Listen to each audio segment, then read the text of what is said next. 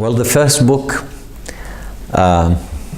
which I think shaped up my personality and had a great influence and still have a great influence, is Quran al-Kareem, the Book of Allah.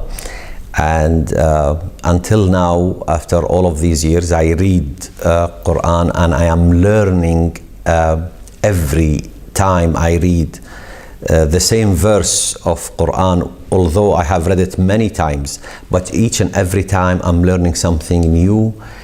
Something makes me wonder in a different way than the previous experiences. So definitely Quran had a great influence on my personality, my way of thinking. Many books I have gone through in my life. Just to give you a total different perspective than the Quran al-Kareem, the holy book of Quran. Another book which comes to my mind now on the spot, one of the books, I love fiction, and one of the authors whom I have a lot of respect to is a British gentleman. His name is Frederick Forsyth. Frederick Forsyth had many novels, and one of which is called The Icon. It's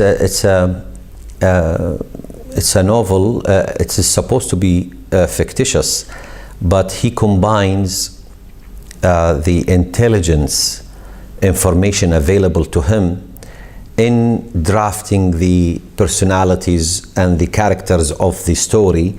So when he finishes the story, you feel like you don't know if it is a fiction or it is a real story.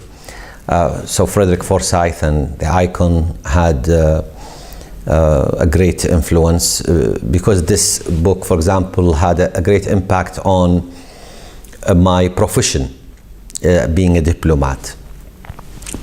Many other books I can think of that had an influence, but if I will combine your question, whether books or people, I would say there is one person who had an impact on my life,